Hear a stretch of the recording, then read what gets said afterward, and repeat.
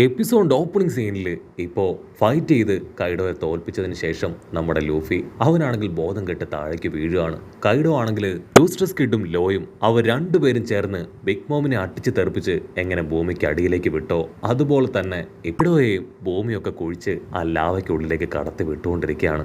Kaido ആണെങ്കിൽ മൊത്തത്തിൽ തകർന്ന് താഴേക്ക് പോവും.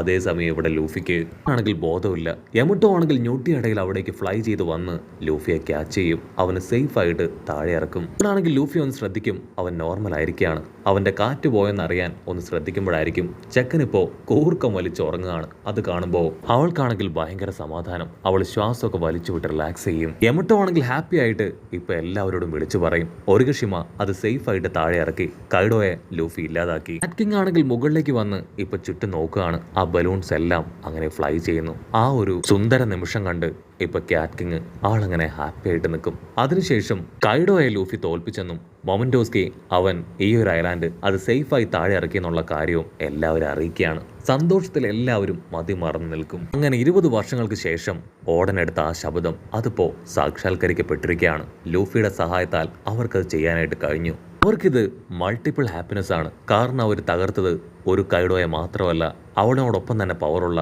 എംബർ ആയിട്ടുള്ള മോമിനെ കൂടെയാണ്. അതുകൊണ്ട് തന്നെ അവരുടെ സന്തോഷം അത് ഡബിളാണ്.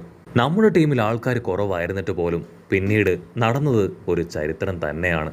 വയലറ്റ് പെണ്ണ് അവൾ കറക്റ്റായി അവളുടെ പവർ ഉപയോഗിച്ച് എല്ലാവരെയും ഡൈവേർട്ട് ചെയ്തു. സാമുറായിസും ഓർഡന്റെ അസിസ്റ്റൻസും നമ്മുടെ ആൾക്കാരും യൂസ്റ്റസ് കിഡും ലോയും അങ്ങനെ എല്ലാവരും ചേർന്ന് ഇപ്പോൾ ഒറിഗഷിമയും ഫ്ലവർ ക്യാപിറ്റലും എന്തിന് ആ വാനോ കിൻഡം തന്നെ തിരികെ പിടിച്ചിരിക്കുകയാണ്. ഇതിൽ പരം അവർക്കൊരു സന്തോഷം ഇനി ലഭിക്കാനില്ല. ലോയ്ക്കാണെങ്കിൽ ഭയങ്കര സന്തോഷം. വലിയ എന്തോ റോക്കറ്റ് വിട്ട സന്തോഷത്തിൽ ലോയുടെ കരടി അതാണെങ്കിൽ ഇപ്പൊ ലോയുടെ ദേഹത്തേക്ക് ചാടി കയറുകയാണ്. മറ്റൊരു ഭാഗത്ത് ടൈൻഡ് അങ്ങനെ മറിഞ്ഞു വീണ് ഹപ്പൂംസ് ആണെങ്കിൽ അതിന്റെ ഇടയിൽ പെട്ട് കിടക്കുകയാണ്. അവനെ കൊണ്ടാണെങ്കിൽ ഒന്ന് അനങ്ങാൻ പോലും കഴിയില്ല. മറ്റൊരു ഭാഗത്ത് സാഞ്ചി ആണെങ്കിൽ ഇപ്പൊ വലിയ റിസ്ക് എടുത്ത് ആ പെൺകുട്ടികളെല്ലാം സേഫ് ആക്കിയിരിക്കുകയാണ്. അവനാണെങ്കിൽ ആ സന്തോഷത്തിൽ ഒരു സിഗരറ്റ് എടുത്ത് കത്തിക്കാൻ ശ്രമിക്കും. പക്ഷെ അതിൽ മുഴുവൻ വെള്ളമായതുകൊണ്ട് തന്നെ അത് കത്തില്ല. ഇവിടെ നമ്മുടെ ചോപ്പർ അവനാണെങ്കിൽ പരുക്ക് പറ്റിയവർക്ക് എല്ലാവർക്കും മെഡിസിൻ കൊടുത്തുകൊണ്ടേയിരിക്കും. ഓ നോ, എല്ലാവരും ഇവരുടെ ലിമിറ്റ് കഴിഞ്ഞും ഫൈറ്റ് ചെയ്തു. അതുകൊണ്ട് തന്നെ ഇവർക്ക് ഒരുപാട് പരുക്ക് പറ്റിയിരിക്കുകയാണ്. ഇവർക്ക് മെഡിസിൻ കൊടുക്കാനും ട്രീറ്റ്മെന്റ് ചെയ്യാനുമുള്ള പവർ എനിക്കിപ്പോൾ ഇല്ല. പക്ഷെ ഞാനല്ലാതെ മറ്റാരും ഇവരെ ഹെൽപ്പ് ചെയ്യാനില്ല. എങ്ങനെയെങ്കിലും എനിക്ക് ചെയ്തേ പറ്റൂന്ന് പറഞ്ഞ് അവനവൻ്റെ മാക്സിമം എഫേർട്ട് ഇട്ട് അവർക്ക് ട്രീറ്റ്മെന്റ് കൊടുക്കും. അടുത്ത നിമിഷം ചോപ്പർ നെട്ടിന്റെ പണിയുമായിട്ട് ഇപ്പോൾ ഉസോപ്പ് അവിടേക്ക് ഓടിയെത്തും. ഉസോപ്പ് ആണെങ്കിൽ വിളിച്ചു പറയും ഒക്കിക്കുവും കിന്നും അവർ രണ്ടുപേരും മരണത്തോട് മല്ലടിക്കുകയാണ്. എത്രയും പെട്ടെന്ന് നീ അവരെ ഹെൽപ്പ് ചെയ്യണം. അപ്പോഴായിരിക്കും ഓപ്പോസിറ്റ് സൈഡിൽ നിന്ന് നമ്മുടെ ഫ്രാങ്കി അവൻ സോറോയും തൂക്കിയെടുത്ത് അവിടേക്ക് വരിക.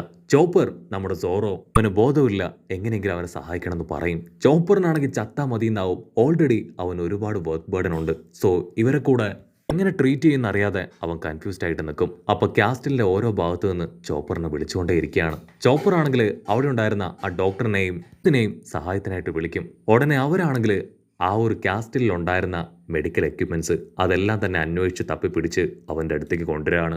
അവിടുന്ന് അങ്ങനെ സീൻ കട്ട് ചെയ്ത ഇവിടെ നമ്മുടെ ചെരിപ്പെണ്ണ് അവളാണെങ്കിൽ മാസ്റ്ററിനോട് ചോദിക്കും, സത്യത്തിൽ എൻ്റെ പപ്പയെ കൊന്നത് അതെന്തിനാണ്? അതിനാള് പറയും, നിന്റെ പപ്പ ഈ വാനോ കിൻഡത്തിന്റെ വളരെ സ്ട്രോങ് ആയിട്ടുള്ള ഒരു ഡയമയോ ആയിരുന്നു. ആളാണ് ഈ വാനോ കിൻഡം തിരികെ പിടിക്കാനുള്ള ഒരു അവസരം കൂടെ നമുക്ക് നേടിത്തന്നത്. അതിനുവേണ്ടിയാണ് സെൽഫ് സാക്രിഫൈസ് ചെയ്തതെന്ന് പറഞ്ഞ് ഒരു ഫ്ലാഷ് ബാക്ക് അതങ്ങനെ കാണിക്കുകയാണ്.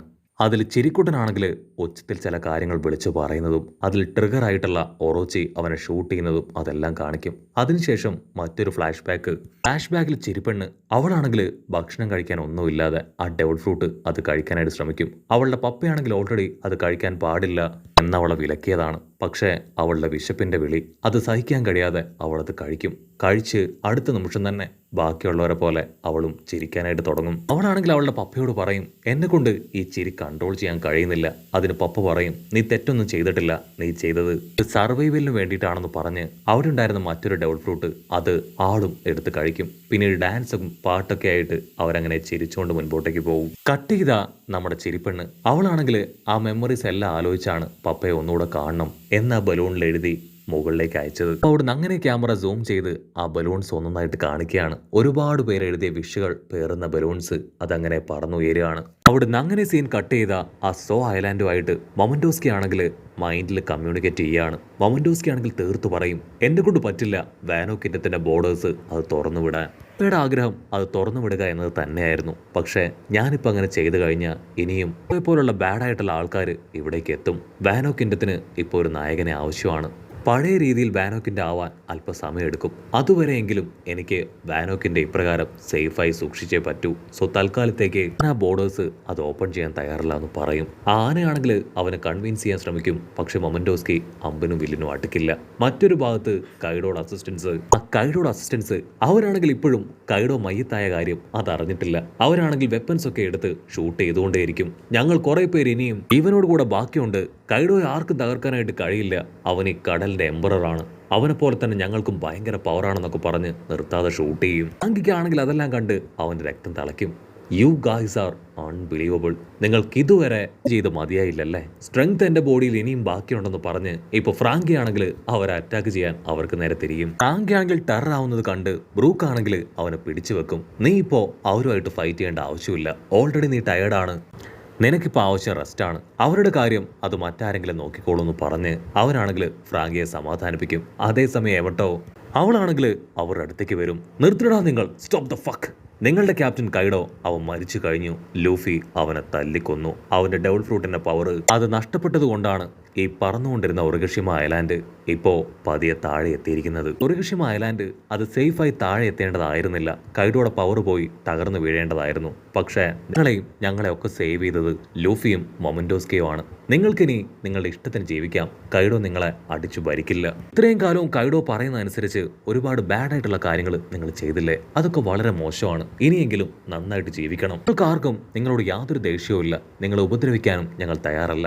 സോ നല്ല രീതിയിൽ നിങ്ങൾ നിങ്ങളുടെ കാര്യം നോക്കി ഇവിടെ നിന്ന് കടന്നു പോവുകയാണെങ്കിൽ നിങ്ങൾക്ക് യാതൊരു പ്രശ്നവും ഉണ്ടാവില്ല എന്ന് അവൾ പ്രോമിസ് ചെയ്യും. അത് കേട്ട് അവരാണെങ്കിൽ ഫേസ് ടു ഫേസ് നോക്കി എന്ത് ചെയ്യണമെന്ന് അറിയാൻ നിൽക്കും. അടുത്ത നിമിഷം അവരെ ഞെട്ടിച്ചുകൊണ്ട് ആ ഒരു ഭാഗം അതങ്ങനെ ഇളകി മറിയാണ്. അവരാദ്യം കരുതും ഒറിഗഷിമ ഐലാൻഡാണ് അത്തരത്തിൽ ഇളകിക്കൊണ്ടിരിക്കുന്നതെന്ന്. അതിനുശേഷമായിരിക്കും അവർ തിരിച്ചറിയുക ഒറിഗഷിമ ഐലാൻഡ് അല്ല, വാനോക്കിൻ്റെ അടക്കം ഇപ്പൊ ഇളകി മറിയാണ്. ഉടനെ അവിടെയുള്ളവര് എന്താ സംഭവിക്കണേ ചെക്ക് ചെയ്യും. കടലിനടിയിലായിട്ട് ഇപ്പോൾ വലിയൊരു ദ്വാരം അതങ്ങനെ ക്രിയേറ്റ് ആയിരിക്കുകയാണ്. അതിലൂടെ വോൾക്കാനോ അത് പുറത്തേക്ക് വരാൻ തയ്യാറെടുക്കുന്നു. ആ വോൾക്കാനോ ആണെങ്കിൽ പൊട്ടി അങ്ങനെ തെറിച്ച് അവിടെ മുഴുവൻ പുക അങ്ങനെ പടർന്നു പിടിക്കുകയാണ്. ജനങ്ങളെല്ലാവരും വീതിയിൽ ദൂരേക്ക് മാറി നിൽക്കും. അവരാണെങ്കിൽ അടുത്തായിട്ട് എന്താ സംഭവിക്കാൻ പോകണമെന്നറിയാതെ അതിലേക്ക് തന്നെ നോക്കി നിൽക്കുമ്പോഴായിരിക്കും ഒരു ഡ്രാഗൺ പുറത്തേക്ക് വരിക. അത് കൈഡോ ആയിരിക്കും എന്ന് പേടിച്ച് നിൽക്കുമ്പോൾ അത് മറ്റാരും അല്ല, ഓഡന്റെ മകൻ മൊമന്റോസ്കി. അവനാണെങ്കിൽ പുറത്തേക്ക് വന്ന് വമ്പ സ്റ്റൈലായിട്ട് നിൽക്കുകയാണ്.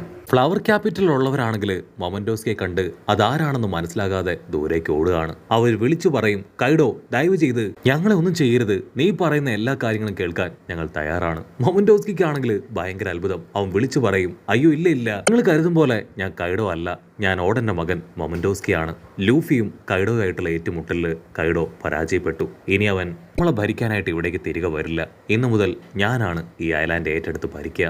മാത്രമല്ല നിങ്ങൾക്ക് എല്ലാവർക്കും ആ പഴയ വാനോക്കിൻ്റെ തിരികെ കിട്ടും. ഇപ്പോൾ സംഭവിച്ച വാൾക്കാനോ ഇറപ്ഷൻ അത് മറ്റൊന്നുമല്ല, കൈഡോയെ ഞാൻ പരലോകത്തേക്ക് അയച്ചതാണെന്ന് പറഞ്ഞ് വാലിട്ട് നിലത്തൊരൊറ്റയടി. ആ ഒരു അടിയിൽ വിശ്വസുന്ദരിയും ഓഡന്റെ അസിസ്റ്റൻസും അവരെല്ലാവരും അവിടേക്ക് കടന്നു വരികയാണ്. വിശ്വസുന്ദരിയെ കണ്ട് അവർക്ക് എല്ലാവർക്കും ഭയങ്കര സന്തോഷം. മാത്രമല്ല അവരോടൊപ്പം ആ ഡെഞ്ചറോയും അവിടേക്ക് കടന്നു വരും. അവർക്കാണെങ്കിൽ ഭയങ്കര കൺഫ്യൂഷൻ. അവർ ഫേസ് ടു ഫേസ് നോക്കും.